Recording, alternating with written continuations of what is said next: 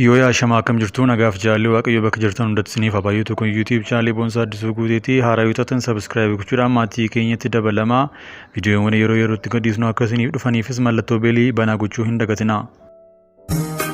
Hiyyeessa gabuu bula mar'ummaan guduunfate jooree dabqamaa dhabee dhugaan duraa jallate.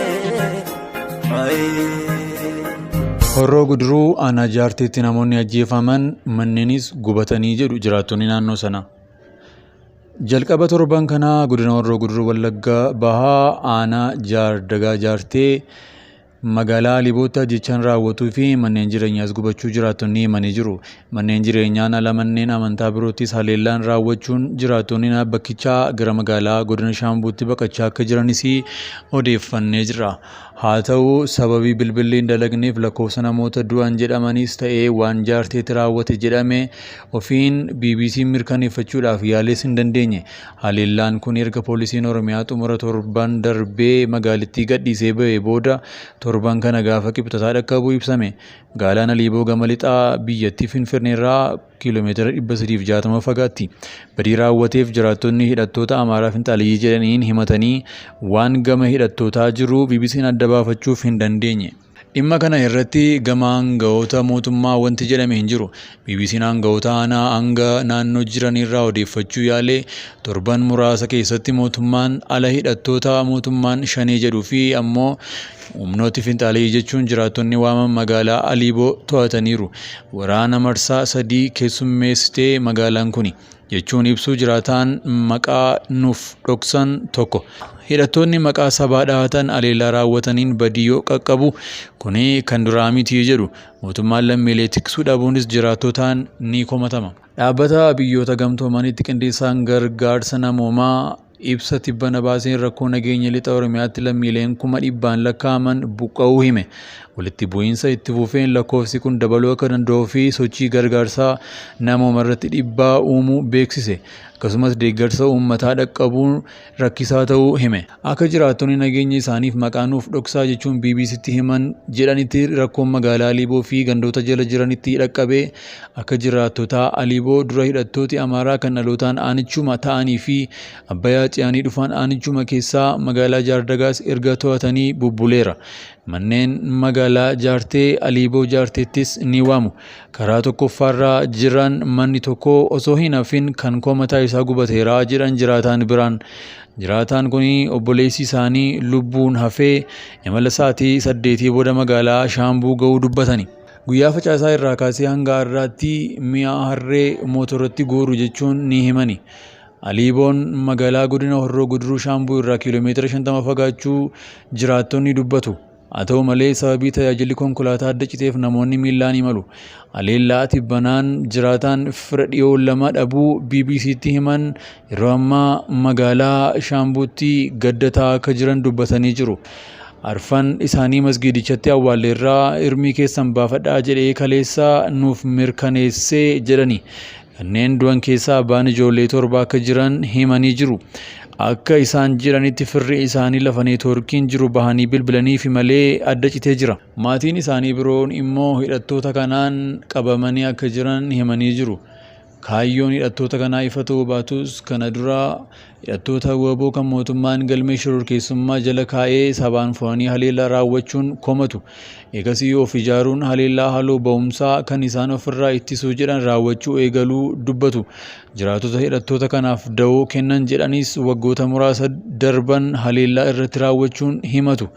Kanaanis lammiileen qe'ee fi qabeenya isaaniirraa buqqa'uuf dirqamanii jiru jedhan. Haleellaa baatii fulbaana keessaa humnoota hidhatan lamaaniin waboo fi hidhattoota Amaaraan magaalaa Aliiboo fi Jaardagaatti raawwatan hedduun buqqa'anii jiru. Kanneen aanaa Amuruu irraa buqqa'an dabalatee kumaan kan lakkaa'aman gara magaalaa Shaambuu guyyaa tokko keessa sa'aatii 3 keessa imalanii Shaambuu dahatanii jiru. Ta'us osoo kanneen buqqa'an magaalaa Shaambuu jiranitti haleellaa biraa raawwateen haleellaa tibbanaan namoonni biroo buqqa'aa jiran jedhan jiraattonni. Kanneen deebi'anii galan bakka qabatanii jiranis bakka tokko tokkotti hin buqqa'in hafanis amma bifa haaraatiin meeshaa jajjaboo hidhatanii buqqisanii jedhan jiraatan Shaambuutti baqatan. Mootummaan lammiilee eegumsa jabaa gochuu dhabuudhaan komiitu irratti ka'aa jira. Jiraataan maqaanaaf dhoksaa jedhan sadanumti isaanii nuuf madda rakkootu jechuun komii jabaa ibsu. Uummanni sadan isaaniiyyuu waan sodaatuuf keessummeessa malee fedhii waraanaa hin qabu. Waggaa 4 itti furamanii barbadeessaniiru uummata kanaa jedha. Uummata beela argee hin beekne, uummata dheebuu argee hin beekne qaamonni sadan akka hin jirre godhan. Inni jirus laga jiraa waan nyaatu waan dhugu hin qabu jechuun ibsa. Inni fira qabu gara godinaa gara Oromiyaa yookaan Finfinneetti baqachaa jira. Inni kaan immoo achumatti dhumaa jira. Nuuf sababa kan ta'e immoo waraanni kun sadanuu nuuf rakkoodha jechuun himanii jiru. Waggoota 5 darbaniif hidhattooti WBO kan hiree murteeffannaa uummata Oromoo humnoota mootummaa waliin gama lixaa fi kibba Oromiyaatti hidhattooti WBO kan mootummaan shanee jedhuun 2009 ifatti dhaaba ABO seeraan galmaa irraa adda bahuun sochii hidhannootti fufanii jiru. TPLF waliinis waliigaltee tolfatan. Taatullee waraana humnoota mootummaa gidduu adeemaa jiruun lammiileen hedduun lubbuu dhabaniiru, kan qeerraa buqqaanis hedduudha. Haa ta'u malee hanga waraana kaaba biyyattii dhiyoo waliigaltee nagaa raawwateen xiyyeeffannoo addunyaa hin arganne jechuun komiin ni ka'a.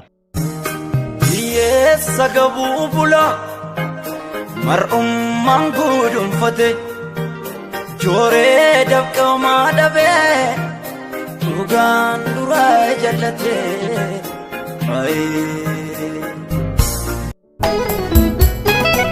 Nuuf diriirsi harka kee barruu keessa madaa qabu jaalalaan guutuudha seerri kee hiyyeessi sirkaa galaan dhabu.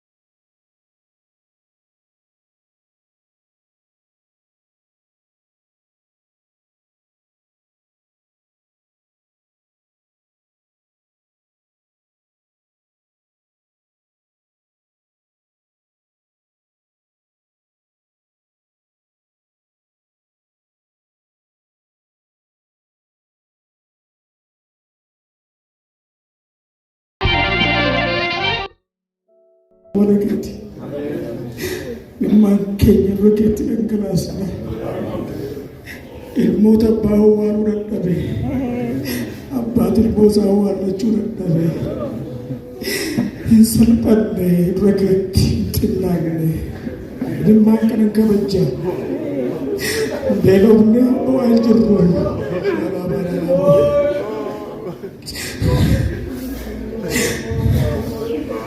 mana dhabnee marsa gaafachaa jirru nu dhageessennee si amannaa ati abbaa abboota keenyaa duwwaa miti nuufis abbaa keenyadha. Dhaloota kana tuffattee bara kee garaan kutattu, dhaloota kana ciigaatee garaan kutattu al tokko gadi nuuf jedhe. Kunoo gadi jenne fuula keeti, kunoo lafa dhoofne fuula keeti, kunoo addaan lafa dhoofne fuula keeti. Sitti lola taanaan kunoo addaan lafa dhoofne biyya keenyaa biyyaa jira, dhaloota biyyaa jirra.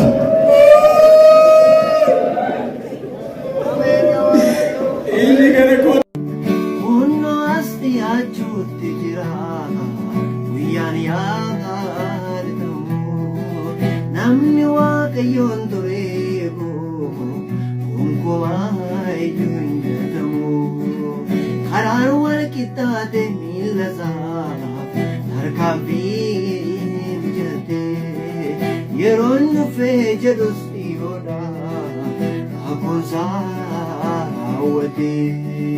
Warra sagalee namoota dhaggeeffataa jira warra garaa cabaaf dhiyoodha seenaanii geeddira